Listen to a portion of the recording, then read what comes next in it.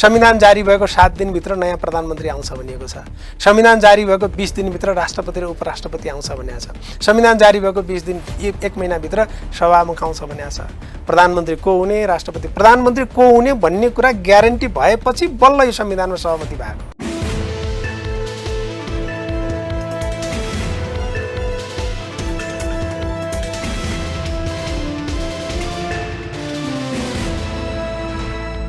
नमस्कार दर्शकवृन्द, कार्यक्रम चक्रव्यूहमा हार्दिक स्वागत छ। म हिमाल बस्नेत।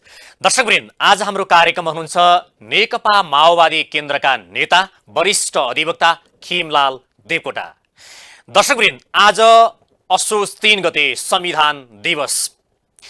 नेपालको संविधान 2072ले परिकल्पना गरेको संघीयता, धर्मनिरपेक्षता, समावेशिता लगायतका विषयमा यति बेला जुन ढङ्गले अगाडि बढ्नु पर्थ्यो त्यो अगाडि नबढिरहेको भन्ने कुरा आइरहेको छ र संविधान दिवस मनाइरहँदाखेरि तराई केन्द्रित दलहरू यो संविधान मान्दैनौँ र यो संविधान संशोधन गर्नुपर्छ भनेर आवाज उठाइरहेका छन्।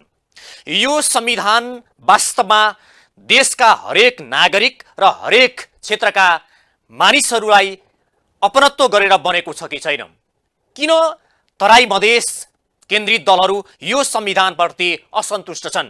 संघीयताको विषयमा पनि स्थानीय तह, प्रदेश र संघीय सरकार बीच एकरूपता पाइँदैन। संघले एउटा अधिकार प्रत्यायोजन नगरेको भन्दै बेला बेलामा असन्तुष्टिहरू व्यक्त भइरहन्छन्। त्यसैगरी प्रदेश सरकारले पनि संघले अधिकार नदिएको र दिएको अधिकार पनि निष्प्रभावी पारेको भन्दै योभन्दा अगाडि विभिन्न भेलाहरू गरेर असन्तुष्टि जनाएको छ। आज हामी विशेष गरी यिनै विषयवस्तुलाई केन्द्रीकृत गरेर कुराकानी गर्नेछौँ। आउनुहोस् आजका हाम्रा अतिथिलाई कार्यक्रममा हार्दिक स्वागत गरौँ। स्वागत छ यहाँलाई। धन्यवाद। नमस्कार। आराम हुनुहुन्छ? ठिक छु। आज संविधान दिवस। यो संविधान कार्यान्वयन भएको या लागू भएको 6 वर्ष बितेछ। 6 वर्षमा हामीले जसरी यसलाई अपनायौँ, जसरी अगाडि बढायौँ र यहाँसम्म आइपुग्दा यो संविधान मूलतः सफल कि असफल, कसरी हेर्नुहुन्छ? सबभन्दा पहिला त संविधान दिवसको यो 7औं वर्षगाँठको सन्दर्भमा हार्दिक शुभकामना व्यक्त गर्न चाहन्छु। दोस्रो चाहिँ अब तपाईँको प्रश्नमा जाँदाखेरि संविधान कार्यान्वयनका 6 वर्ष हामीले बिताएका छौँ। संविधान कार्यान्वयनका 6 वर्ष त्यति धेरै उत्साहजनक रहेनन्, तर यसले दुर्घटना निम्त्याउन पनि पाएन। त्यसकारण यसरी हेर्दा मैले मजदारमा बसेर भन्दा दुर्घटनाहरू चाहिँ रोकिए, उत्साहजनक कार्यान्वयनको अवस्था रहेन। यसले उत्साहजनक कार्यान्वयनका निम्ति थप काम गर्नुपर्ने खाँचो छ भन्ने यसले सन्देश दिएको छ। कतिपयले भन्छन् नेपालको यो हामीले अँगालेको जुन संघीयताको मोडालिटी छ नि, यो नै ठिक छैन भनेर पनि एक किसिमले भनिरहेका छन् मानिसहरूले। यो हामीले अपनाएको संघीयताको मोडल चाहिँ तपाईँले यसलाई कस्तो देख्नुहुन्छ? ठिक छ यो संघीयताको मोडेलको बारेमा मेरो विचारमा यसलाई अहिले प्रश्न गर्नु उपयुक्त हुँदैन भन्ने म ठान्दछु। किनभने हाम्रो सङ्घीय प्रणाली यो 28औं सङ्घीय मुलुक हो।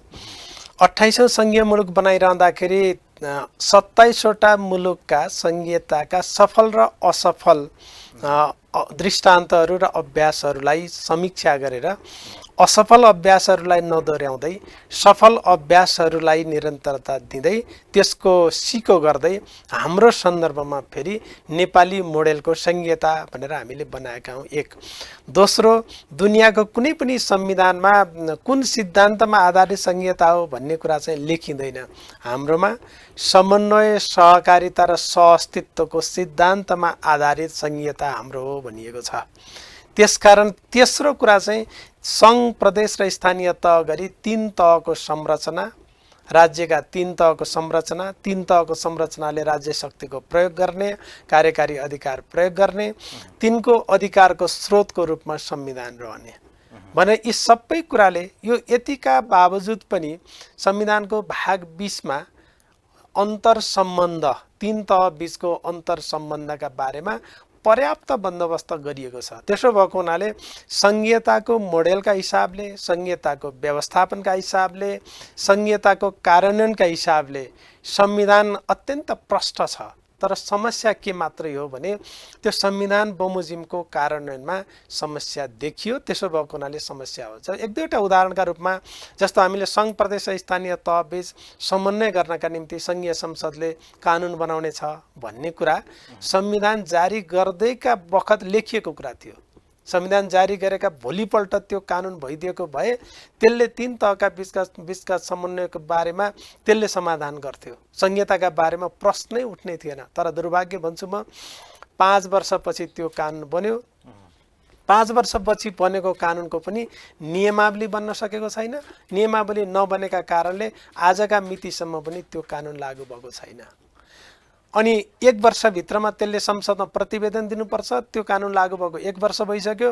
अब प्रतिवेदन दिनका निम्ति कुनै पनि कुरा छैन। पहिलो दृष्टान्त त्यो। दोस्रो, अन्तर प्रदेश परिषद हामीले भन्यौँ राजनीतिक विवाद उठे भने त्यसलाई समाधान गर्नका निम्ति अन्तर प्रदेश परिषद रहन्छ प्रधानमन्त्रीको अध्यक्षतामा र मुख्यमन्त्रीहरू रहेको। त्यसको बैठक फ्रिक्वेन्टली बसिरहनु पर्ने थियो। तर दुर्भाग्यवश आज हामी 7औं वार्षिकोत्सव मनाइरहेका छौँ। त्यसको बैठक 3टा मात्रै बस्यो, त्यो पनि औपचारिकतामा सीमित। स्थानीय तह र प्रदेश बीचको चाहिँ पनि विवाद हुन सक्छ, राजनीतिक विवाद हुन सक्छ, समन्वय गर्नुपर्छ भनेर संविधानले त्यो जिम्मा कसलाई दियो भने प्रदेश सभालाई दियो। प्रदेश सभाले त्यो काम कसरी गर्नेछ भने प्रदेश कानुन बमोजिम गर्नेछ भनेर संविधानमा नै लेखियो। फेरि पनि म दुर्भाग्य भन्ने शब्द दोहोऱ्याउँछु। प्रदेश सभाले त्यो काम पनि, त्यो कानुन बनाउने काम पनि गरेन, त्यो समन्वय गर्ने काम पनि गरिराखेको छैन। त्यसले गर्दा प्रदेश र स्थानीय तह बीचका थुप्रै चाहिँ विवादहरू पनि अहिले बर्गेल्ती छन्। प्रदेश सरकार र स्थानीय सरकारले सङ्घले हामीलाई अधिकार प्रत्यायोजन गरेन या चाहिँ हामीलाई भनौँ या प्रदेशले त हामीलाई अधिकार पनि कटौती गरेको थियो र दिएको अधिकार पनि प्रत्यायोजन गर्नको लागि काम गरेन, त्यो पनि निष्प्रभावी बनायो भनेर त 2075मा 6वटा प्रदेश प्रमुखहरूले, मुख्यमन्त्रीहरूले भेला गरेरै विरोध जनाएको होइन र? अब मेरो यसमा फरक दृष्टिकोण छ। सङ्घले अधिकार प्रत्यायोजन गर्ने होइन।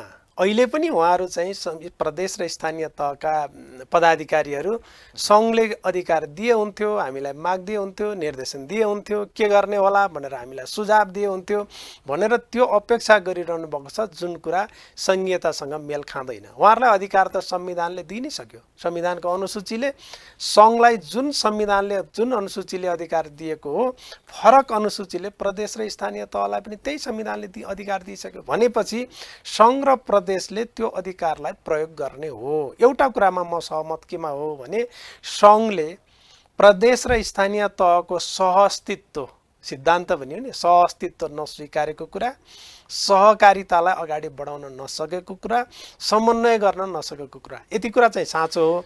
यसो सँगसँगै केही अधिकारहरू केन्द्रीय मानसिकताका कारणले, एकात्मक र केन्द्रीकृत मानसिकताका कारणले सङ्घले चाहिँ प्रदेश र स्थानीय तहका अधिकारहरू पनि फेरि खिचेर आफूलाई फिर्ता लिने प्रयत्न चाहिँ गरेकै छ। त्यो कुरा चाहिँ साँचो हो।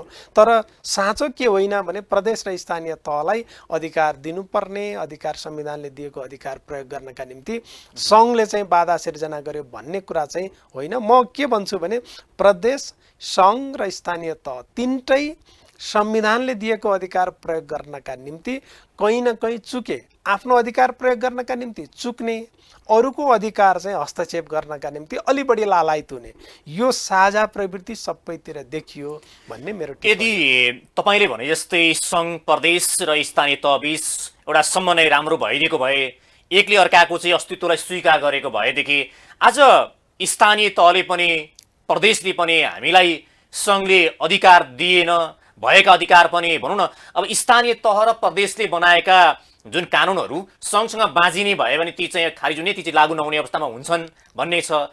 फेरि यतापट्टि सङ्घले कानुनै नबनाउने यो स्थिति सिर्जना गरेको त हो नि। हो, एउटा कुरा, एउटा समस्या नै देखियो, संविधानको बुझाइमा समस्या देखियो। एउटा के समस्या देखियो भने सङ्घले कानुन नबनाइदिकन प्रदेशले कानुन बनाउनु हुँदैन, प्रदेशले कानुन नबनाइकन स्थानीय तहले कानुन बनाउनु हुँदैन भनेर कानुन नबनाइकन हात बाँधेर बस्ने प्रवृत्ति देखियो।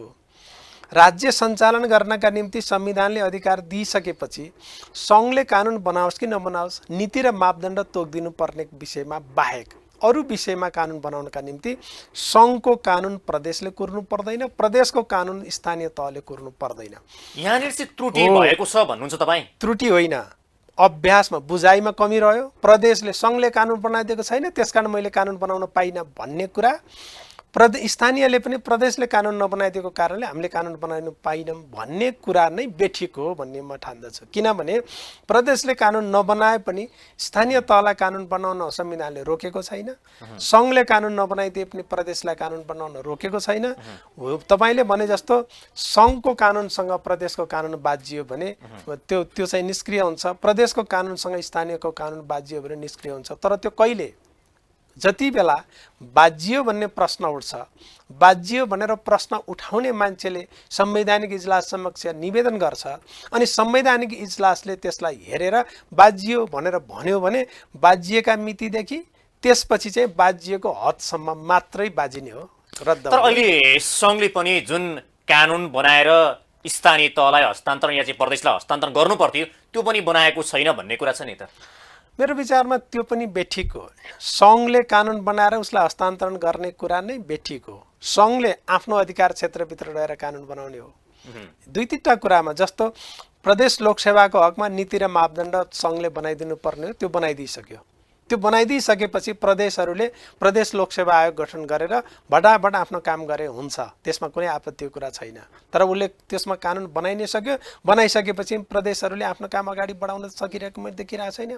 प्रदेश प्रहरी एउटा समस्या हो, प्रदेश प्रहरी पनि टुङ्गियो, त्यो पनि नीति र मापदण्ड सङ्घले बनाइदिइसक्यो। एउटै कुरा निजामती सेवा ऐनको कुरा हो, त्यो अल्मलियो। त्यो बाहेक, यी तिनवटा कानुनहरू बाहेक अरू कानुनका बारेमा त प्रदेश, स्थानीय तह, संविधानले अधिकारको सूची तोकिदिएकै छ। तोकिदिएको अधिकारको सूचीभित्र रहेर आफै कानुन बनाउनका निम्ति, आफै बजेट बनाउनका निम्ति, आफै नीति कार्यक्रम बनाउन र कार्यान्वयन गर्नका निम्ति उनीहरू स्वायत्त छन्। त्यसो भएको हुनाले आफू स्वायत्त भएको, आफूलाई अधिकार प्राप्त भएको विषयलाई हेक्का राखेर त्यसलाई चाहिँ भरपूर रूपमा प्रयोग गर्ने कुरामा कहीँ न कहीँ कमी देखियो प्रदेश र स्थानीय तहको पनि। त्यो के कारणले कमी देखियो भने अभ्यास त एकात्मक नै छ। हिजो एकात्मक शासन प्रणालीमा अभ्यस्त भएका पदाधिकारी नेताहरू नै त्यहाँ आउनुभएको छ। उहाँहरूलाई कहीँ न कहीँ माथिको निर्देशन आइदिए सहज हुन्थ्यो, माथिले चाहिँ यसो गर भनेर भनिदिए हुन्थ्यो भन्ने हिजोको एकात्मक मानसिकता प्रदेश र स्थानीय तहमा पनि देखियो। सङ्घमा त झन् हामीले नभनिकन तिमीहरूले केही पनि गर्न हुँदैन भन्ने नै अभ्यास, भन्ने नै चाहिँ आदत, त्यस्तो व्यवहार त्यस्तो देखायो। यो समस्या हो, जुन समस्या सङ्घीयतालाई ठिक ढङ्गले नबुझ्दाको समस्या हो। संविधानमा डिजाइनमा समस्या म देख्दिनँ। प्रदेश 2 ले जुन कर्मचारी समायोजन र चाहिँ प्रहरी समायोजन सम्बन्धी जुन विवाद लिएर अदालतसम्म पुगेको कुरा त नि हो नि त। फेरि उसले त्यो विषयमा सङ्घले चाहिँ हामीलाई अधिकार प्रत्यायोजन गरेन भन्ने विषय पनि आएको थियो नि। अब प्रदेश नम्बर 2 ले हो, एकदम ठिक कुरा उठाउनु भयो तपाईँले। प्रदेश नम्बर 2 ले प्रदेश प्रहरी ऐन बनाउनका निम्ति पनि सङ्घको कानुन कुरेन। निजामती सेवा ऐन, प्रदेश निजामती सेवा ऐन बनाउनका निम्ति पनि सङ्घको कानुन कुरेन। समयमै नदिइसकेपछि त उसले कुर्ने कुरा रहेन, त्यसले गर्दा विवाद आयो भन्छ नि त। होइन, विवादको प्रश्नै छैन। मैले भन्न खोजेको कुरा के भने 2 नम्बर प्रदेशले जस्तै आफूलाई संविधानले अधिकार दिइसकेपछि नीति र मापदण्ड बनाउने कुरा सङ्घले बनाउन सक्दैन, बेलैमा बनाउँदैन भने त्यसलाई कुरिराख्नु पर्दैन। आफ्नो हिसाबले कानुन बनाएर कार्यान्वयन गरेर अगाडि बढ्दा हुन्छ। कथम कदाचित भोलि त्यो कुरा बाजियो भने बाजियो भन्नेले संवैधानिक इजलास समक्ष चाहिँ निवेदन गर्छ, संवैधानिक इजलासले पछि चाहिँ परीक्षण गर्दाखेरि त्यो बाजियो भने बाजिएको हदसम्म बदर हुन्छ। बाजिन्छ कि भनेर, बदर हुन्छ कि भनेर शासन चलाउने कुरामा हातखुट्टा बाँध्ने कुरा बेठिक हो। 2 नम्बर प्रदेशले त्यो उदाहरण देखाएको छ। अरू प्रदेशहरूले पनि गर्दा हुन्छ, गर्नका निम्ति कसैले रोक्या छैन। खालि सङ्घले चाहिँ बनाइदिएन, सङ्घले कानुन बनाइदिएन, हामीलाई अप्ठ्यारो पर्यो भन्ने कुरा चाहिँ त्यो नदिने माउले बुधबार बार्छिन् भने जस्तै मात्रै हो। स्थानीय तहले पनि खाद्यान्न या रोजगारका सवालमा या शिक्षाका सवालमा हामीलाई दिएको अधिकार प्रत्यायोजन, एउटा चाहिँ अधिकार प्रयोग गर्न पाएनौँ भनेर गुनासो गरिरहन्छ नि त। स्थानीय तहको गुनासो, शिक्षाको कुरा तपाईँले ठिकै भन्नुभयो। प्राथमिक शिक्षा र आधारभूत शिक्षा चाहिँ स्थानीय तहको एकल अधिकारभित्र छ। त्यसका बारेमा सङ्घले पनि प्रदेशले पनि हस्तक्षेप गर्न पाइँदैन। त्यसका बारेमा स्थानीय तहले स्थानीय सरकारले कानुन बनाएर जहाँ जहाँ प्रयोग गर्यो त्यसमा कहीँ प्रश्न उठेको छैन। स्थानीय तहले कानुन नबनाइकन, ऐन नबनाइकन निर्देशिका र कार्यविधिबाट काम चलाउने कोसिस गर्नुभयो। अनि केन्द्रमा शिक्षा ऐन छँदैछ, त्यो शिक्षा ऐनसँग बाजियो। निर्देशिका र कार्यविधि बनाएर तपाईँ शिक्षक नियुक्ति गर्ने अनि शिक्षक सरुवा गर्ने, कारबाही गर्ने काम गर्न सक्नुहुन्न भनेर सर्वोच्च अदालतले भनिदियो। भएको कुरा यति मात्रै हो। जहाँ जहाँ चाहिँ स्थानीय सरकारले, स्थानीय तहले आफ्नो अधिकार प्रयोग गरे त्यहाँ समस्या छैन। जहाँ जहाँ अधिकार प्रयोग गर्न सकेनन्, ऐन बनाएर अधिकार प्रयोग गर्न सकेनन्, निर्देशिका र कार्यविधिबाट काम चलाउन कोसिस गरे, त्यो चाहिँ संविधान त कानुन त बेठिक हुन्थ्यो। बेठिक कुरालाई सर्वोच्च अदालतले बेठिक भनिदियो। तर त्यसलाई व्याख्या कसरी गरियो भने स्थानीय तहलाई दिएको अधिकार प्रयोग गर्न खोज्दा पनि सङ्घले हस्तक्षेप गर्ने, अदालतले पनि हस्तक्षेप गर्ने भन्ने कुरा चाहिँ देखा पर्यो। तर एउटा कुरा चाहिँ फेरि पनि के हो भने हामीले राज्यका 3टा तह सङ्घीय संरचनामा लग्यौँ। 3टा तहमध्ये जुडिसियरी, न्यायपालिका चाहिँ एकात्मक नै रहन गयो। एकात्मक नै रहन गएका कारणले अदालतभित्र अझ बढी एकात्मक मानसिकता हाबी छ। उसले सङ्घीय संरचनालाई आत्मसात गर्न नसकेका थुप्रै फैसलाहरूबाट उदाहरण देख्न सकिन्छ। त्यसको प्रभाव चाहिँ थोर बहुत परेकै होला। तर त्यसका बावजुद पनि स्थानीय तह र प्रदेश तहले आफ्नो अधिकारलाई एसर्ट गर्न खोजे भने त्यसमा तपाईले भन्न खोजेको जस्तो यदि स्थानीय तह र प्रदेशले अधिकार पाएनौ भनेर जाने ठाउँ भनेको त अदालत हो। अदालतले खेल्ने भूमिका चाहिँ तपाईले निष्पक्ष पाउनु भएको छ कि छैन? अदालतले जुन किसिमको फैसला गर्छ, जुन किसिमको निर्देशन दिन्छ, त्यो चाहिँ उसले निष्पक्ष गरेको छ त ठिक छ?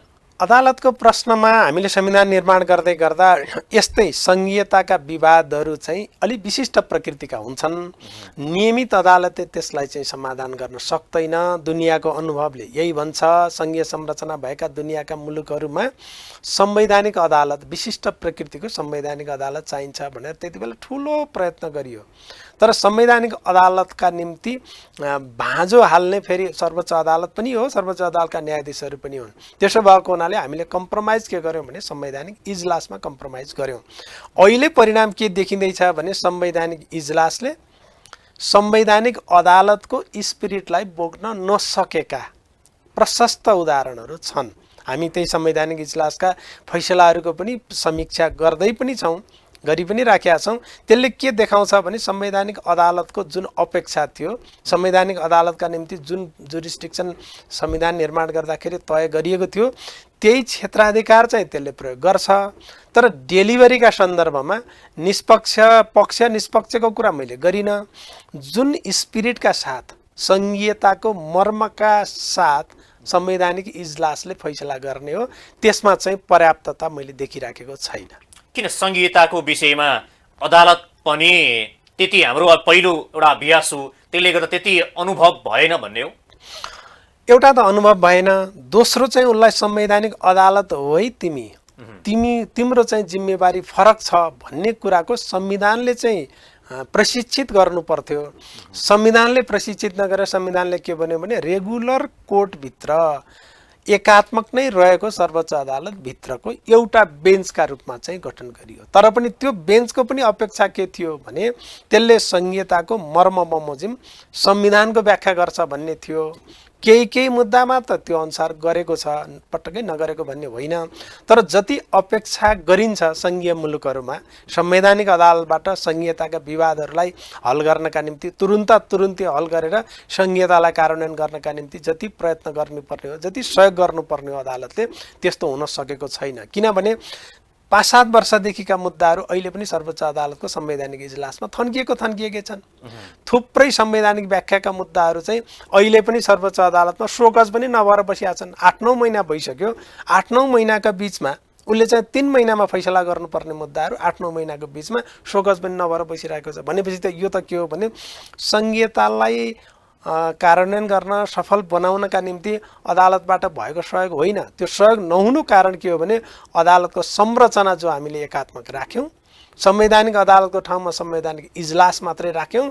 संवैधानिक इजलासले संविधानको सङ्घीयताको मर्म बोक्न सकेन, त्यसको परिणाम अहिले देखिँदैछन् भने अदालतले पनि यो सङ्घीयता कार्यान्वयनमा एउटा किसिमले सकारात्मक भूमिका खेलेको पाइएन।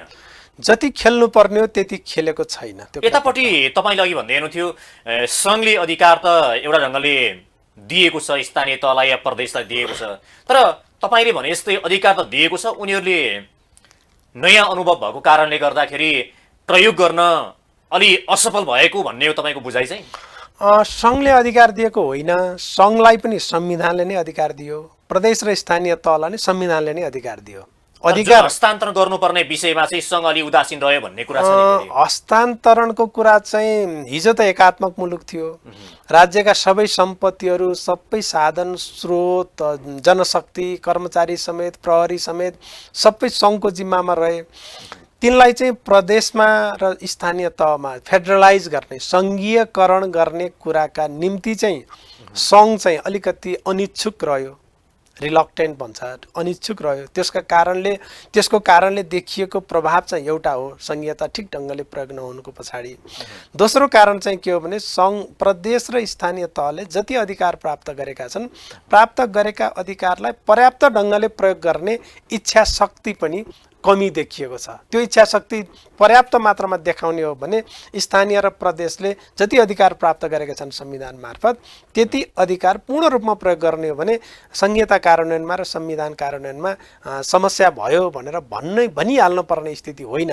हो, पछिका सन्दर्भमा होला हामीलाई अधिकार पुगेन भन्ने कुरा आउला, अधिकारमा डुप्लिकेसन भयो भन्ने कुरा आउला, अधिकारमा कन्फ्युजन भयो भन्ने कुरा आउला, ती कुरा होलान्, तर अहिले नै चाहिँ अधिकार प्रयोग गर्ने कुरा हो। अर्को पनि हामीले एउटा संविधानकै एउटा सबै फेरि स्थानीय र प्रदेशको मात्रै गल्ती हो कि सङ्घको मात्रै गल्ती हो कि संविधानको पनि कहीँ डिजाइनमा खराबी छ भन्ने कुरा प्रश्न उठ्छ।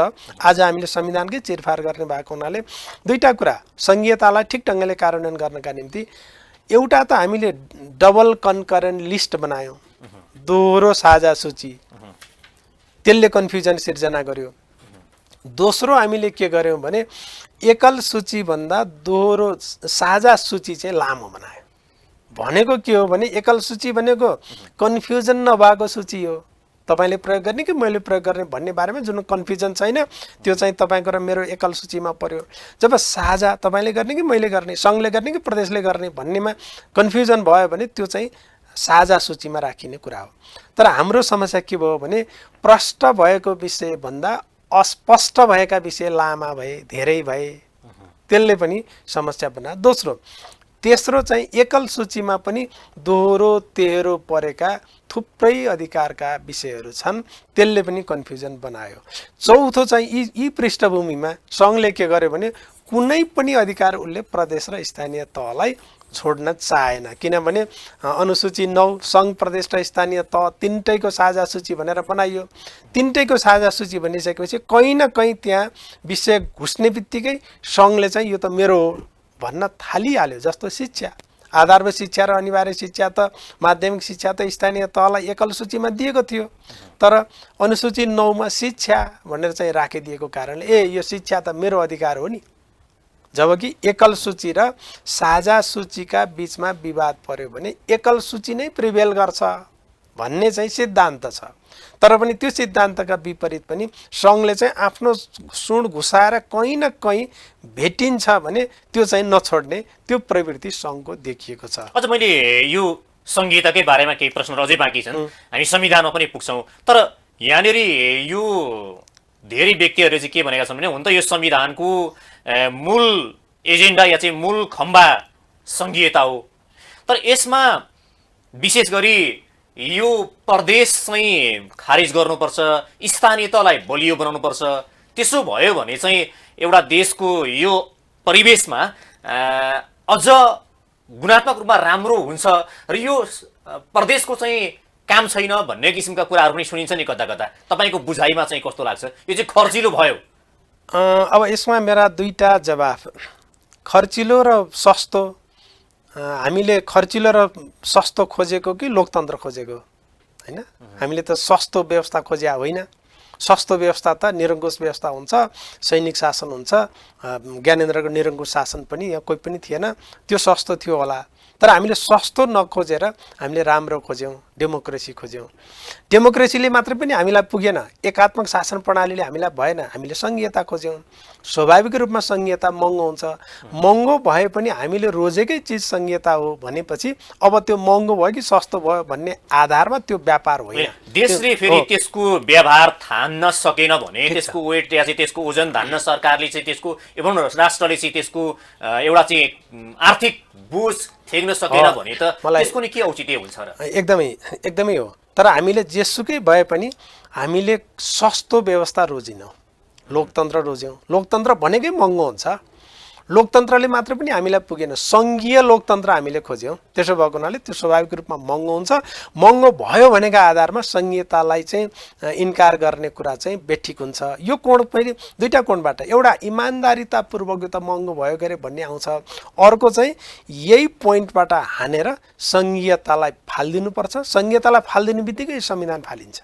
यो संविधान फालिने बित्तिकै धेरै चिज फालिन्छन्। गणतन्त्र, सङ्घीयता, धर्मनिरपेक्षता, समानुपातिक समावेशिता, यी 4 मेजर उपलब्धि हुन्, यी सबै फालिन्छन्। त्यसकारण यो फाल्न पाए हुन्थ्यो भन्ने कोणबाट पनि यो प्रश्न आउने गर्छ। त्यसकारण हामी अत्यन्त संवेदनशील हुन यहाँ जरुरी छ भन्ने मलाई लाग्छ। दोस्रो कुरा, तपाईँले भनेको कुरामा महँगो भयो भन्ने कुरामा एउटा कुरा साँचो हो, हामीले संरचना हिजो त 4000 भन्दा बढी गाउँपालिका थिए नि, तिनले पनि त काम गरेकै थिए, त्यहाँ पनि कर्मचारी थिए, त्यहाँ पनि पदाधिकारी थिए। त्यसो भएको हुनाले 4000बाट अहिले त 753मा आए। 753मा आएको त त्यो त धेरै बचत हुने हो नि। दोस्रो कुरा यो हो। तेस्रो कुरा चाहिँ के हो भने सङ्घीयतालाई हामीले अवलम्बन गरिसकेपछि दुईटा सरकारले नै बनाएका दुईटा कार्यदल, एउटा प्रशासनिक पुनर्संरचना कार्यदल जसले अफिसहरू कति राख्ने, कति खर्चिलो, खर्च कटौती कसरी गर्ने भन्ने एउटा, दोस्रो चाहिँ डेलीराज खनालको चाहिँ खर्च पुनरावलोकन आयोगले यति चाहिँ खर्च कटौती गर्न सकिन्छ भने ठुलो चाहिँ एमाउन्ट राखेको थियो। तर दुर्भाग्यवश कार्यान्वयनमा के भयो भने एउटा शिक्षाको कार्यालयको म कुरा गर्छु, सङ्घको कार्यालय, प्रदेशको कार्यालय, जिल्लाको कार्यालय, स्थानीय तहको कार्यालय, 4वटा शिक्षाको कार्यालय स्थानीय तहको एउटा निजी भवनमा भाडामा लिएर 4वटा बोर्ड झुन्ड्याएको थियो। संविधानले त त्यसो भनेको थिएन। एउटा काम, एउटा कार्यालयले सम्पूर्ण काम गर्न सक्दछ त्यहाँ भने हो। यस्तो खालको पद्धति र अभ्यासले महँगो बनाएको हो। सङ्घीयता आफैले महँगो बनाएको पनि होइन, संविधानले महँगो बनाएको पनि होइन। अब यो संविधान र संघीयता बीचमा चाहिँ आधारभूत अन्तर्सम्बन्ध चाहिँ मिल्छ कि मिल्दैन? एकदमै मिल्छ। संघीयता र संविधान चाहिँ यति अन्तर्सम्बन्धित छन् नि, यो संविधानबाट संघीयता फालिदिने भने यो संविधानै जान्छ, संविधानै गएपछि त संघीयता पनि जाने भयो। त्यसकारण संघीयता कार्यान्वयन भनेकै यो संविधानको कार्यान्वयन हो। यो दुईटा अत्यन्त अन्तर्सम्बन्धित छन्। तर तपाईँले भने जस्तै अब अलिकति तपाईँ माओवादी केन्द्रको नेता पनि हुनुहुन्छ। हिजो माओवादीले परिकल्पना गरेर ल्याएका यी जुन तपाईँहरू अहिले मैले भने जस्तै सङ्घीयता, धर्मनिरपेक्षता, समानता, यी जे कुराहरू छन्, आज हुन त तपाईँहरू पनि अब धेरै सरकारबाट धेरै समय बाहिर त हुनुहुन्न, तैपनि तपाईँहरूले सरकारको नेतृत्व गर्दाखेरि यी कार्यान्वयन हुने सम्भावना बढ्छन्। तर तपाईँहरू अलि प्रतिपक्षमा जस्तो या चाहिँ अलि ओझेलमा जस्तो नियमै चाहिँ नभएको जस्तो देखिन्छ। तपाईँहरूलाई यो कार्यान्वयन गर्नको लागि या माओवादीले हिजो ल्याएका यी एजेन्डाहरूलाई कार्यान्वयन गर्नका लागि अलिक कठिनाइ छ? स्वाभाविक रूपमा यो संविधान सभाबाट संविधान, संघीयता, गणतन्त्र, धर्मनिरपेक्षता, समावेशिता यी सबै माओवादी जनयुद्धका उपजहरू हुन्। त्यसको परिणाम यो संविधान हो। संविधानले ती विषयवस्तुहरू संस्थागत गर्यो। त्यसो भएको हुनाले यसको कार्यान्वयन गर्नका निम्ति यसको मर्म बुझ्नु पर्यो, मर्म बोध गर्नु पर्यो। यसको मर्म बोध गरेका मान्छेहरूले शासन सत्ता चलाउँदाखेरि यसको ठिक ढङ्गले कार्यान्वयन भएको छ। मर्म नबुझेका मान्छे, मर्म बुझिकन पनि यसलाई चाहिँ घुमाउरो पाराले स्वीकार नगरेका मानिसहरूको हातमा जति बेला सत्ता पुग्छ त्यति बेला चाहिँ संविधानले कार्यान्वयनमा मात्रै होइन, संविधानको आफ्नो जीवनमै पटक पटक चाहिँ प्रश्नहरू उठे। तपाईँलाई थाहै छ, हामीले यो संविधान बनाउँदाखेरि यो संसद कहिल्यै विघटन हुँदैन भनेर हामीले भनेका थियौँ। संविधान कन्स्ट्रक्सन त्यस्तो गरिएको थियो। तर दुर्भाग्य 6 महिनामा 2 पटक संसद विघटन पनि भयो। किनभने जुन नेतृत्वले यो संविधान मन पराएको थिएन, जुन नेतृत्वले संसद मन पराएको थिएन, जुन नेतृत्वले संहिता मन पराएको थिएन, उसले गर्ने भनेको त्यस्तै हो। तर सौभाग्य भनौँ सर्वोच्च अदालतले 2 पटक पुनर्स्थापना गरिदियो।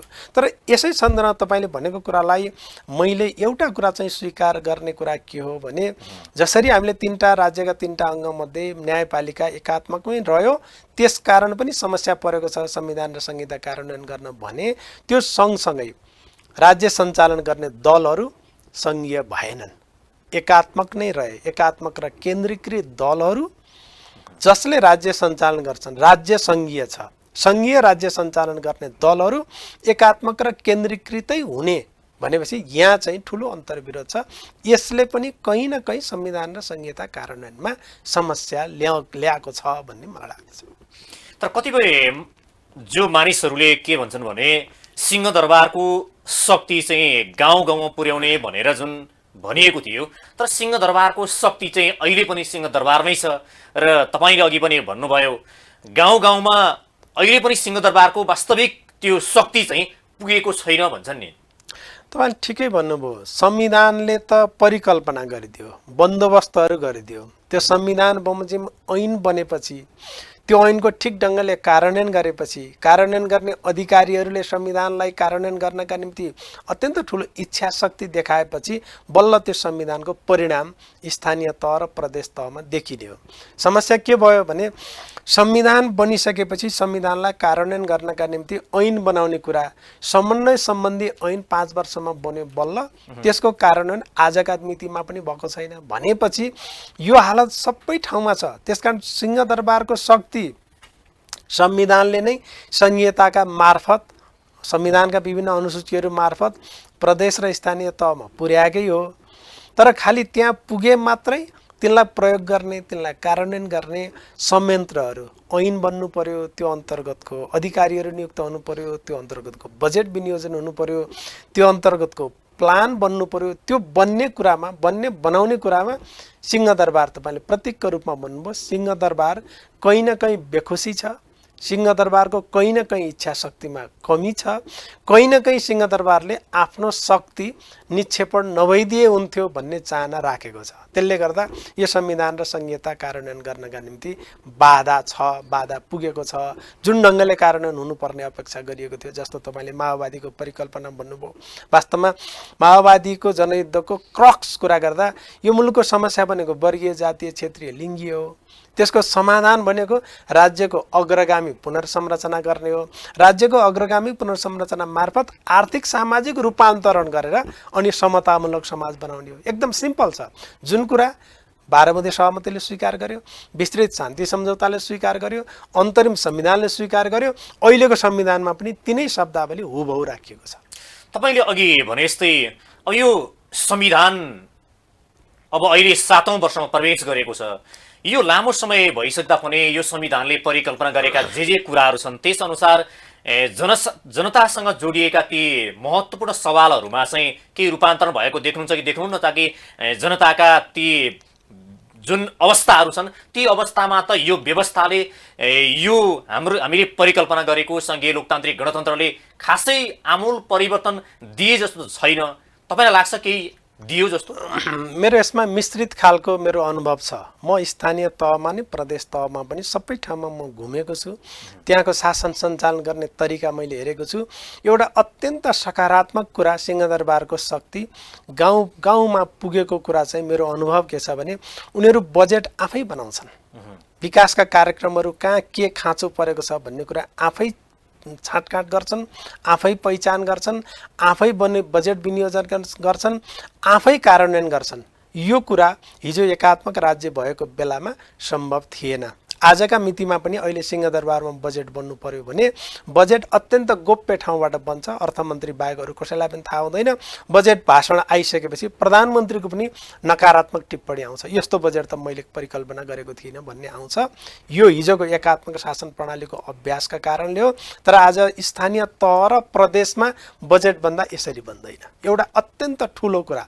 दोस्रो ठुलो कुरा के हो भने यति ठुलो बजेट स्थानीय तहले प्रयोग गर्छन्, त्यो बजेट चाहिँ साँच्चै जनताका आवश्यकताका आधारमा उनीहरूले विनियोजन गर्छन् र त्यहाँ प्रयोग भएको छ। दोस्रो चाहिँ राम्रो कुरा यो हो, तर यति भन्दा भन्दै पनि व्यवस्था फेरियो, जनताको अवस्था त फेरिएको छैन भन्ने कुरामा म तपाईँसँग सहमत छु। जति जुन ढङ्गले यसको रूपान्तरण हुनुपर्ने हो त्यो ढङ्गले रूपान्तरण भएको छैन, तर केही पनि नभएको भन्ने चाहिँ मलाई लाग्दैन। यति मिश्रित त्यो भनेको चाहिँ तपाईँले मिश्रित किसिमको जवाफ त दिनुभयो। यो भनेको चाहिँ अब संघीयता भनौँ या चाहिँ यो संविधानले परिकल्पना गरेका जे विषयहरू जे एजेन्डाहरू थिए त्यस अनुसार चाहिँ यो संविधान नै आंशिक रूपमा असफल भयो भन्ने हो?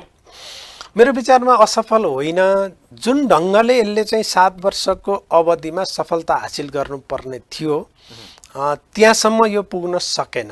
पुग्न नसक्नुका पछाडि जसले चाहिँ सत्ता सञ्चालन गरे तिनले चाहिँ त्यहाँ पुर्याउने लक्ष्य राखेनन्। जसले यो संविधानलाई कार्यान्वयन गर्नुपर्ने जिम्मा लिएर बसेका थिए तिनले त्यो कार्यान्वयनका निम्ति इच्छा शक्ति देखाएनन्। त्यसका कारणले यो संविधानले जति लक्ष्य हासिल गर्नुपर्ने हो त्यहाँ नपुगेको हो। संविधानको डिजाइनमा, संविधानको अपेक्षामा कमी होइन। तर माओवादी पनि पटक पटक सरकारमा सहभागी पनि भएको छ, या प्रचण्डले 72 पछाडि 9 महिनाको सरकारको एउटा नेतृत्व पनि गर्नुभयो। तर यो संघीयताको विषयमा माओवादीले पनि त्यति सूची अनुसारको कार्यान्वयनमा ध्यान दिएको चाहिँ पाइएन, होइन? मैले चाहिँ यो वा त्यो कुनै पनि दललाई यसले चाहिँ राम्रो गर्यो यसले नराम्रो गर्यो भन्नेतिर म गइनँ। मैले समग्रमा मेरो कुरा के हो भने दलहरू आफै एकात्मक छन्, आफै केन्द्रीकृत र एकात्मक छन्।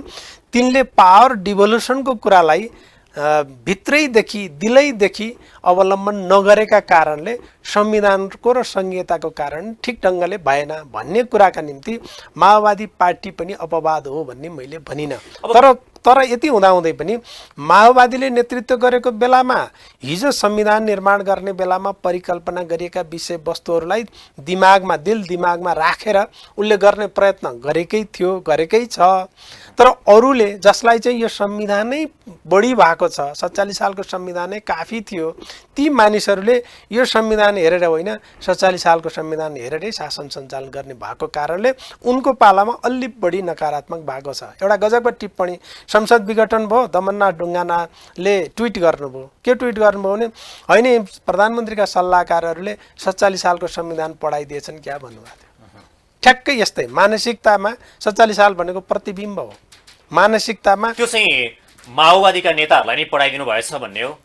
माओवादीले त विघटनको समर्थन गरेन नि, विघटन गरेन। यदि माओवादीले पनि विघटन गर्थ्यो भने त्यो विघटन त 47 सालको संविधानले मात्रै स्वीकार गर्थ्यो भन्ने हो। त्यसो भएको हुनाले मैले भन्न खोजेको कुरा चाहिँ संविधानले परिकल्पना गरेको विषयवस्तुका बारेमा अलि बढी माया, अलि बढी मोह, अलि बढी एक्सर्साइज माओवादीले गरेका कारणले उसैका एजेन्डाहरू यो संविधानमा सम्बोधन भएका कारणले उसको चाहिँ हेर्दाखेरि अलिकति संविधान कार्यान्वयनको दिशामा इच्छा शक्ति अलिक बढी देखिन्छ। पर्याप्त त्यो पनि म पर्याप्त छ भन्दिनँ, तर माओवादी बाहेकको अरू दलहरूको इच्छा शक्तिमै कमी देखिएको छ, बुझाइमै कमी देखिएको छ, जसले संविधान कार्यान्वयन गर्न, संहिता कार्यान्वयन गर्नमा पर्याप्तता पाइएन भन्ने हो। म अलिकति तपाईँलाई मिश्रित किसिमको यो प्रश्न छ। विशेष गरी तपाईँहरूले भनौँ न माओवादीले हिजो जनतामाझ जाँदाखेरि जुन किसिमका एजेन्डाहरू लिएर गएको थियो र जुन एजेन्डा लिएर जनताको जीवन स्तरलाई यसरी परिवर्तन गर्छौँ भनेर एजेन्डा सहित प्रस्तुत भइरहँदाखेरि नेपाली जनताले विश्वास पनि गरेर तपाईँहरूलाई जिताएर पनि पठाए 2064 सालमा। तर ती जनताहरूलाई तपाईँले फर्केर हेर्दाखेरि अहिले त्यति बेला उत्साहका साथ जिताएर पठाएका जनताहरूले अहिलेसम्म हेर्दा माओवादीले गरेका क्रियाकलाप र कामहरूप्रति चाहिँ कतिको सन्तुष्ट भएको पाउनुहुन्छ? वास्तवमा त्यति बेला पनि 64 सालमा माओवादीले चुनाव जित्यो, सरकारको नेतृत्व पनि गर्यो। तर सरकारको नेतृत्व कति बेला मात्रै हस्तान्तरण भयो भने अघिल्लै सरकारले बजेट ल्याइसकेपछि हस्तान्तरण भयो। हेर्नुहोस् है, माओवादीले सम्पूर्ण रूपमा त्यति बेला पनि बजेट ल्याउन पाएन। अर्कैले ल्याएको बजेटमा यताउता खेलेर गर्यो एउटा। दोस्रो पटक तेस्रो पटक पनि माओवादी नेतृत्वमा दोस्रो पटक सरकारमा त आयो। बाबुराम भट्टराईजीको नेतृत्वमा भएको सरकारले त बजेटै ल्याउन पाएन। बजेटै नल्याइकन त्यो कार्यकाल सकियो। त्यसपछि दोस्रो कार्यकाल प्रचण्डको कार्यकालमा पनि उसले फुल बजेट ल्याउन पाएको होइन। त्यसकारण म यति कुरा चाहिँ म के भन्छु भने माओवादीले आफैले बजेट ल्याएर गर्न पाएको भए हिजो चाहिँ आशा अपेक्षा जुन जगाइएको थियो त्यो पुरा हुने थियो होला। अहिले पनि बजेट त ओलीजीले ल्याउनु भयो, अध्यादेशको बजेट हो। यही बजेटलाई परिमार्जन गरेर प्रतिस्थापन गर्न भनेर अर्थमन्त्रीजीले के लाग्नु भएको थियो, ओलीजीले सदन चाहिँ रोक्या रोके गर्नुभयो। अहिले बजेट होलिडेको ठाउँमा पुर्याइदिनु भयो भनेपछि माओवादीका हातमा चाहिँ यो संविधान र संविधानले परिकल्पना गरेका जनताका जीवनस्तर उकास्ने एजेन्डाहरू कार्यान्वयन गर्नका निम्ति 9 महिने कार्यकालमा प्रचण्ड प्रधानमन्त्री हुँदा बाबुराम भट्टराई अर्थमन्त्री हुँदा माओवादीलाई यो कार्यान्वयन गर्नको लागि बजेट छुट्याउनका लागि त्यो अवसर थियो नि, तर गुमाएको होइन। त्यो ठ्याक्क जति बेला भदौमा उहाँहरूले सत्ता सम्हालिरहँदा असारमै बजेट आइसकेको थियो। असारमै आइसकेको बजेटलाई सामान्य परिमार्जन मात्रै गर्नुभएको बाबुराम भट्टराई अर्थमन्त्रीको हैसियतले पूर्ण रूपमा उहाँले बजेट बनाउन पाउनु भएको होइन। पहिलोपटक त्यसले पनि निकै ठुलो चाहिँ अन्तर चाहिँ ल्याइदिएको। नेपालको बजेटको सन्दर्भमा हेर्नुभयो भने 65 सालमा बाबुराम भट्टराई अर्थमन्त्री भएको बेलामा आएको बजेट र अरू 70 वर्षका बजेटको तुलना गर्नुभयो भने त्यसले विकासको मोडेल चेन्ज गरिदिएको छ। स्थानीय तहमा जाने बजेटलाई ठुलो अंशलाई चाहिँ ल्याइदिएको छ। पहाडतिर बजेट फर्काइदिएको छ। आधारभूत जनतामा बजेट फर्काइदिएको छ। आधारभूत जनताका ऋणहरू चाहिँ त 10 अरबभन्दा बढीको कृषि विकास ब्याङ्कको ऋण त त्यति बेला मिना गरिदिएको। यस्ता थुप्रै कामहरू भएका छन्, तर फेरि पनि म के भन्छु भने ती पर्याप्त होइनन्। माओवादी जनयुद्धका बेलामा जे अपेक्षा जगाइएको थियो त्यो अपेक्षा जगाउने लेभलमा त्यो बजेटले पनि सम्बोधन गर्न सकेको होइन। कोसिस गरेको खोजेको हो, तर त्यसपछिका सरकारले कसैले पनि बजेट ल्याउन पाएका होइनन्। संविधानकै कुरा गर्दाखेरि संविधान बनेकै दिनदेखि नै मधेस केन्द्रित दलहरू चाहिँ यसलाई ब्ल्याक होलिडे या कालो दिनको रूपमा मनाउँदै हुनुहुन्छ। अहिले पनि संविधान सभामा एउटा चाहिँ यो दिवसमा भाग लिनुभएको छैन। यतापट्टि मधेस केन्द्रित दलहरूले असहमति जनाइरहँदाखेरि संघीयताको विषयमा पनि तपाईँकै भनाइमा केही पार्टीका नेताहरूले कार्यान्वयनको पक्षमा चाहिँ अलि उदासीनता देखाउनु भएको छ र यो संविधानमा समग्र हेर्दाखेरि चाहिँ उता मधेस केन्द्रित दलहरूले असहमति जनाउने, अन्य विभिन्न पक्षहरूले पनि आन्दोलन या किसिमको असहमति छ। यो संविधान अलि ठिक भएन छ कि भन्ने चाहिँ लाग्छ तपाईँलाई फर्केर हेर्दा? प्रक्रियाको हिसाबले संविधान सभाबाट संविधान बन्यो, त्यो अत्यन्त राम्रो कुरा हो। विषयवस्तुका हिसाबले अधिकांश विषयवस्तुहरू राम्रा छन् हैन, पर्याप्त छन्। त्यसो हिसाबले संविधान चाहिँ अत्यन्त राम्रो संविधानको कोटीमा यो पर्छ। तर प्रश्न फेरि के हो भने प्रक्रियाकै हिसाबले पनि संविधान जारी गर्ने बेलामा केही महत्त्वपूर्ण नियमहरू निलम्बन गरेर जारी गरे हो, कर्फ्यू लगाएर जारी गरे हो, संसदभित्र मार्शल लगाएर जारी गरे हो। त्यो कुरा त हो। त्यो सँगसँगै फेरि संविधान जारी गर्ने शीर्ष नेताहरूले के भनेका हुन् भने यो अपूर्ण छ, यसलाई पूर्णतामा पुर्याउनका निम्ति हामी संशोधन गर्छौँ भनेर 1 महिना नबित्दै संशोधन गरे पनि हो। अर्को संशोधनको प्रस्ताव पेश गरेको पनि हो, तर त्यति बेला चाहिँ त्यो फेल भएको पनि हो। त्यसो भएको हुनाले प्रतिबद्धताका हिसाबले यो संविधान अपूर्ण छ, पूर्ण बनाउनु पर्छ। सबैको स्वामित्व र अपनत्व कायम गर्नका निम्ति संशोधन जरुरी छ भन्ने कुरा त संविधान जारी गर्ने बेलामा त्यति बेलाका शीर्ष नेताहरूले गरेको भाषणै हो, प्रतिबद्धतै हो। भनेपछि त्यो प्रतिबद्धता पुरा गर्न पनि बाँकी नै छ। त्यो प्रतिबद्धता पुरा गर्ने बित्तिकै सबैको स्वामित्व र अपनत्व पनि प्राप्त हुने, संविधानमा महिला, मधेसी, दलित, मुस्लिम, अल्पसंख्यकहरूको अधिकार पनि सुनिश्चित हुने, यसो गर्न त बाँकी नै छ। एउटा यो पाटो, यो कोणबाट आउने असन्तुष्टि। अर्को असन्तुष्टि यो संविधानलाई यो वा त्यो बहानामा भत्काइदिन पाए, असफल बनाइदिन पाए, संविधान र संघीयता असफल हुन्थ्यो भन्ने अर्को कोण पनि छ। त्यसकारण यी दुईटा कोणमा एउटा सकारात्मक अग्रगामी कोण छ, त्यो अग्रगामी कोणलाई सम्बोधन गर्नुपर्छ, संशोधन गरेर सबैको स्वामित्व लिनुपर्छ। अर्को नकारात्मक कोण छ, त्यो नकारात्मक कोणलाई चाहिँ राम्रोसँग चिनेर बुझेर त्यसलाई चाहिँ कन्टेन गर्नका निम्ति संविधानका पक्षधरहरू लाग्नुपर्छ। अगाडि संविधान निर्माताका बाबुराम भट्टराईले पनि माओवादीमा हुँदा सकारात्मक भूमिका खेल्नुभयो।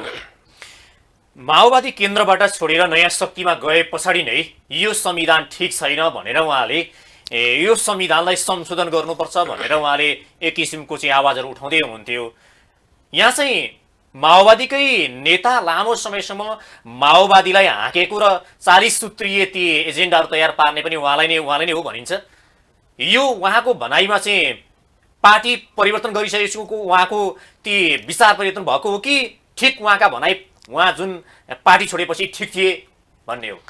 आज उहाँले ट्विट गर्नुभएको छ, त्यो संविधान जारी गर्ने दिनको चाहिँ उहाँको डायरी पनि उहाँले राख्नुभएको छ र उहाँको भनाइ, म पनि फेरि नयाँ शक्ति पार्टीको त्यति बेला बाबुरामजी संयोजक, म प्रवक्ता हो। हाम्रो भनाइ ठ्याक्क के हो भने यो संविधान संसारको उत्कृष्ट पनि होइन, जबकि त्यसलाई चाहिँ पुरै दीपावली मनाउनु पर्ने, यसले समाजवादै ल्याइदिएको संविधान पनि यो होइन, ब्ल्याक डे मनाउनु पर्ने, कालो दिवस मनाउनु पर्ने अत्यन्त निरङ्कुश संविधान पनि होइन। त्यसो भएको हुनाले यो संविधानका सकारात्मक पक्षहरूलाई चाहिँ अगाडि बढाउने, केही कुराहरू छन् संशोधन गरेर त्यसलाई चाहिँ अपडेट गर्ने, यसो गर्नुपर्छ। यसो भन्ने बेलामा बाबुरामजीले यो आधा गिलास भरिएको, यो आधा भरिन बाँकी कि आधा गिलास कि आधा भरिन बाँकी भन्ने जे भन्ने हो, यो संविधानलाई यसरी हेर्नुपर्छ भन्ने उहाँको भनाइ हो। मेरो भनाइ पनि के हो भने संविधान संशोधन गर्नुपर्छ, यो अपूर्ण छ भन्ने कुरा त संविधान जारी गर्नेहरूले गरेको भाषण हो त। तपाईँ प्रवक्ता पनि हुनुहुन्थ्यो र त्यति बेला प्रवक्ता भएको हिसाबले तपाईँ अलि संघीयताको विज्ञ पनि हुनुहुन्छ, त्यसले गर्दा बाबुराम भट्टराईलाई यो कुरा भन्नको लागि तपाईँले सुझाव दिएको हो? होइन, संघीयताको मामलामा त अहिले जुन संघीय संरचना बनाइयो नि, यसको कुनै आधार छैन, न पहिचानको आधार छ, न सामर्थ्यको आधार छ, न कसैले दिएको रिपोर्टको आधार छ। त्यति बेलाको संविधान सभामा भएको राज्य पुनर्संरचना तथा राज्य शक्तिको बाँडफाँड समितिले 14 प्रदेशको सिफारिस गरेको थियो, पहिचानको आधारमा, सामर्थ्यको आधारमा। त्यसपछि सरकारले बनाएको संविधान बमोजिम बनाएको उच्चस्तरीय सङ्घीय संरचना राज्य पुनर्संरचना आयोग थियो, त्यसले 10+1 को चाहिँ सिफारिस गरेको थियो। ती त राज्यका सम्पत्ति हुन् नि, ती मध्ये कुनमा टेकेर यो संरचना सङ्घीय संरचना बन्यो भनेर मलाई सोध्नुभयो भने मेरो जवाफ छैन, यसको कुनै पनि आधार छैन। त्यसको भएको हुनाले यसले त सङ्घीय संरचनामा हाम्रो डिफेक्ट हुनुको पछाडि पनि माओवादीको पनि 14 प्रदेश हुनुपर्छ भन्ने माग थियो होइन? हो, त्यो के को आधारमा तपाईँहरूले, यो मैले पनि उठाइहालेँ, के को आधारमा तपाईँहरूले 14 प्रदेश भयो भने चाहिँ यो देश त एउटा भनिन्छ नि एउटा सानो देश होइन, यति सानो देशमा यसलाई खण्ड खण्ड बनाएर भोलि विभाजन हुने डर पनि छ भनेर चाहिँ विभिन्न कुराहरू सुनिन्छ। तपाईँहरूले के को आधारमा चाहिँ 14 प्रदेश बनाउनुपर्छ भन्नुभएको थियो? पहिलो कुरा त यो सानो मुलुक होइन, ठुलो मुलुक मध्ये यो 40औँमा पर्छ है, त्यसकारण यो नेपाल ठुलो मुलुक हो। दोस्रो कुरा चाहिँ नेपालभन्दा कैयौँ गुणा साना मुलुकहरू पनि 14 प्रदेशभन्दा बढीका प्रदेशहरू बनेका छन्, त्यतातिर नजाउँ। तर के का आधारमा तपाईँले भन्नुभयो, सङ्घीय संरचनाको आधार भनेको पहिचान र सामर्थ्यको आधार हो। पहिचान र विविधतालाई सम्बोधन गर्नका निम्ति सङ्घीय संरचनामा हामी जाँदैछौँ भनेपछि पहिचान र सामर्थ्यको आधारमा सङ्घीय संरचना निर्माण गर्दाखेरि 14 प्रदेश हुने कुरा त्यो राज्य पुनर्संरचना समितिले पनि भन्यो। समितिले मात्रै भनेन, उसको अध्ययन र अनुसन्धानको निष्कर्ष पनि हो। त्यसकारण त्यो बमोजिम भइदिएको भए नेपालको सङ्घीय संरचना वैज्ञानिक हुन्थ्यो, त्यसो भएन। अर्को उच्चस्तरीय आयोग थियो, त्यो आयोग पनि सरकारले गठन गरेको, राज्यले गठन गरेको आयोग थियो, त्यसले गरेको सिफारिस गरेको 10+1 थियो, त्यसमा गएको भए पनि त्यसको वैज्ञानिक आधार थियो। तर त्यो दुईटै कुरालाई इन्कार गरेर गयौँ कहाँ भनेर भन्दाखेरि 7 प्रदेशमा गयौँ, यसको न पहिचानको आधार छ न सामर्थ्यको आधार छ, त्यसकारण संहिता कार्यान्वयन गर्नमा अहिले समस्या परिराखेको छ, त्यसकारण समस्या परेको। तर अब त हामीले संविधानमा जे लेख्यौँ संशोधन नगर्दासम्म यही हो लागू गर्ने, यही हो मान्ने। त्यसकारण यसैलाई कार्यान्वयन गर्नका निम्ति पनि संहिताको मर्मअनुसार अधिकारका सूचीमा विभाजन गरिए अनुसार कार्यान्वयन गर्नका निम्ति सङ्घ, प्रदेश र स्थानीय तह तिनटै तह लाग्दिने हो भने समस्याको समाधान। एउटा डर चाहिँ विशेष गरी अब यो धेरै प्रदेशहरू खडा गर्दाखेरि भोलि देश नै सबैले भनौँ न एउटा किसिमले तामसलिङले मागिरहेको छ, थारूले मागिरहेको छ, मधेसले मागिरहेको छ, या चाहिँ भोलि ब्राह्मण क्षेत्रीले माग्छन्, सबैले यो राज्यको आफ्नो अस्तित्वको लागि राज्य खण्ड खण्ड बनाउने हो भने त राज्य भोलि चुइटिएर टुक्रिएर जाने सम्भावना बढेर जान्छ भन्ने विश्लेषण पनि एक थरीको छ नि त, यसलाई तपाईँ मान्नुहुन्छ? म चाहिँ मान्दिनँ, किनभने पहिचान र सामर्थ्य संघीयताका आधारै हुन्। पहिचानलाई सम्बोधन नगर्ने हो भने त्यो राज्यलाई सङ्घीय नबनाए हुन्छ भन्ने संघीयताका विज्ञहरूले भन्छन्। हामी पहिचानलाई सम्बोधन गर्ने भनेर सङ्घीय संरचनामा जाने, तर पहिचानलाई सम्बोधन नगर्ने भनेपछि हाम्रो संहिता कस्तो हुन्छ भने यस्तै हुन्छ। तपाईँले अलिकति बिचमा तपाईँले भन्नुभयो नि यो हामी संघीयतामा जानु चाहिँ नेपालको यो भौगोलिक अवस्था अनुसार चाहिँ बेठिक रहेछ भन्ने तपाईँलाई लागेको छ कि जस्तो लाग्छ? होइन, बेठिक होइन। पहिचान र सामर्थ्यको आधारमा सङ्घीय संरचनामा जानुपर्छ भन्ने निष्कर्ष चाहिँ 12 बुँदे सहमतिको पनि हो, विस्तृत शान्ति सम्झौताको पनि हो, अन्तरिम संविधानको पनि हो। किनभने ती डकुमेन्ट त सर्वसम्मतिले बनेका डकुमेन्ट हुन्। किनभने नेपाली समाजको समस्या वर्गीय, जातीय, क्षेत्रीय, लिङ्गीय समस्या हो। यसको समाधान राज्यको अग्रगामी पुनर्संरचना हो। राज्यको अग्रगामी पुनर्संरचना भनेको सङ्घीय संरचना पनि हो। त्यो पुनर्संरचनाभित्र यो पर्छ भन्नेमा त कहीँ कतै विवाद छैन। यस्तो विवाद नभएको कुरालाई कार्यान्वयन गर्ने बेलामा, सङ्घीय संरचनाको डिजाइन गर्ने बेलामा हामीले जुन गल्ती गर्यौँ, त्यो गल्तीको परिणाम अहिले हामीले पहिचानलाई सम्बोधन गर्न सकेका छैनौँ। अहिले हामीले विकासका आवश्यकताहरूलाई पुरा गर्न सकेका छैनौँ, जनताका आवश्यकताहरूलाई पुरा गर्न सकेका छैनौँ। हिजो गरेको गल्तीका कारणले आज हामी संहिता र संविधान कार्यान्वयन गर्न असक्षम जस्तो देखिएका छौँ। त्यसकारण अब के हो भने हिजोको गल्ती सच्याउने, अहिले भइरहेको संरचनालाई बढीभन्दा बढी कार्यान्वयन गर्नतिर जाने, यो दुईटा विकल्प बाहेक तेस्रो विकल्प म देख्छु। तपाईँले अघि भन्नुभएको थियो माओवादी पार्टी फुटेपछि बाबुराम भट्टराईले नयाँ शक्ति बनाएपछि तपाईँ प्रवक्ता हुनुहुन्थ्यो, अनि आफैले बनाएको संविधान, आफै रहेर बनाएको संविधान के ठिक थियो के बेठिक थियो उहाँले बुदा पढेर बनाएको संविधान, अनि त्यहाँ हुँदा सब ठिकठाक थियो, अनि नयाँ शक्ति खोले पछाडि चाहिँ किन बेठिक भन्नुभयो उहाँले? भन्नकै लागि होइन नि। संविधान जारी गर्ने बेलामा त्यति बेला नोट अफ डिसेन्ट नगर्ने, नलेख्ने कोही पनि छैनन्। 57 बुँदाको नोट अफ डिसेन्ट कमरेड प्रचण्डले जारी गर्नुभएको, त्यो नोट अफ डिसेन्ट तयार गर्ने टिमको एकजना सदस्य म पनि हो। भनेपछि हरेकले नोट अफ डिसेन्ट राखेका छन्। त्यो नोट अफ डिसेन्ट त्यति बेलै भनिएको थियो यो संविधान पूर्ण छैन। के कारणले छैन भने यी विषयमा हाम्रो असहमति छ भनेर राखेकै हो। त्यही राखेका विषयलाई नयाँ शक्तिमा गएका कारणले या नगएका कारणले त्यो चाहिँ नोट अफ डिसेन्ट चाहिँ मेटिएको होइन। नोट अफ डिसेन्ट लेख्ने बेलामा बाबुरामजी पनि, म पनि, प्रचण्डजी पनि सबैजना त्यही माओवादी पार्टीमा थियौँ र त्यही माओवादी पार्टीको तर्फबाट प्रचण्डले दर्ता गर्नुभएको। हिजो अस्ति मात्र एउटा भाषणमा हामीले यो संविधानका बारेमा नोट अफ डिसेन्ट लेखेका छौँ। त्यही नोट अफ डिसेन्टलाई अगाडि बढाउनका निम्ति हामीले चाहिँ एउटा आन्दोलनको आँधी बेरी पनि सिर्जना गर्नुपर्छ भनेर प्रचण्ड कमरेडले भर्खरै मात्र यसो सङ्केत गर्नुभएको छ। त्यसो भएको हुनाले यसमा चाहिँ जहाँसुकै गए पनि संविधानलाई हेर्ने दृष्टिकोणमा कसैको पनि अन्तर परेको छैन भन्ने मेरो भनाइ। तपाईँले भनेका भनाइअनुसार राष्ट्रमा जस्तो के भयो भने चाहिँ संघीयता पनि बलियो हुन्छ, संविधान पनि बलियो हुन्छ या कार्यान्वयन हुन्छ, जनताले पनि अधिकार पाउँछन् र उनीहरूले पनि एउटा राहतको महसुस गर्छन् होला त भन्ने तपाईँलाई लाग्छ?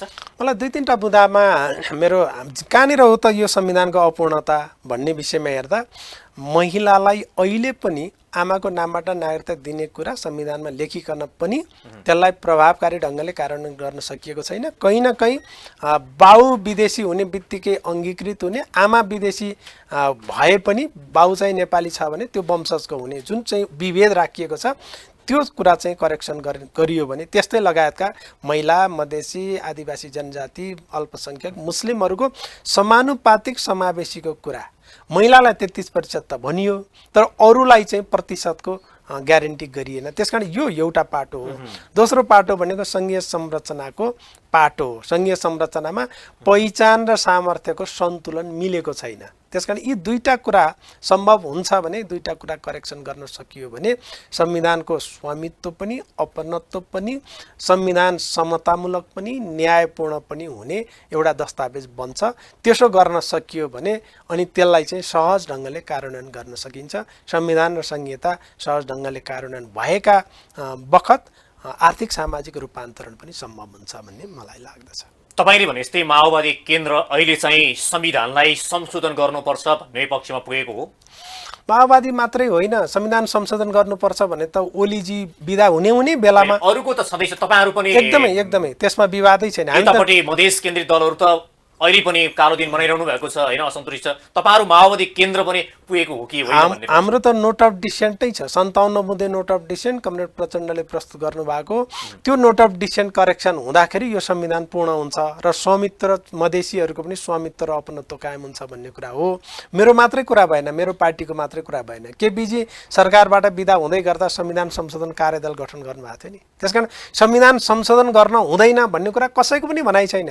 तर खालि के भने मेरो राजनीति हावी हुने गरी संशोधन गर्न पाए हुन्थ्यो भन्ने मात्रै छ, स्वार्थ त्यहाँ। तपाईँ एउटा चाहिँ निष्कर्ष जस्तो तपाईँले यो पक्कै पनि सहमत हुनुहुन्छ होला, यो सङ्घीयतालाई, यो संविधानलाई नेताहरूले आफू अनुकूल चाहिँ परिमार्जन र परिष्कृत र परिभाषित गर्दै गए भन्ने तपाईँको बुझाइ हो?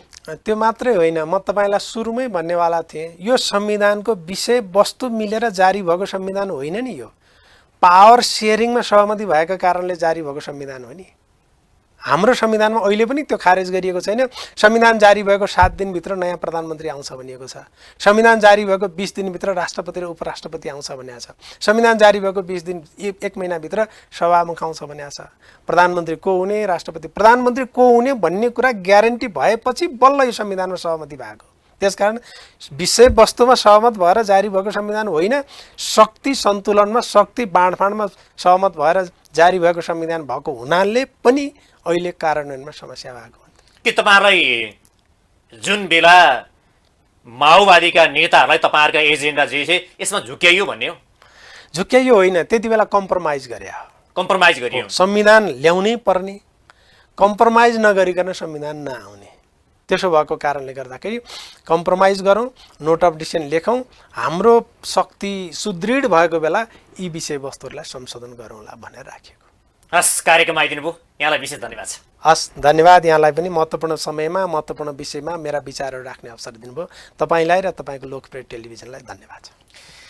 दर्शकवृन्द, आज हाम्रो कार्यक्रम हुनुहुन्थ्यो माओवादी केन्द्रका नेता वरिष्ठ अधिवक्ता खिमलाल देवकोटा। उहाँसँग आज हामीले विशेष गरी आज संविधान दिवस र संविधान दिवस मनाइरहँदाखेरि तराई मधेस केन्द्रित दलहरूले असहमति जनाइरहेका छन् र यो संविधान मान्दैनौँ भनिरहेका छन्।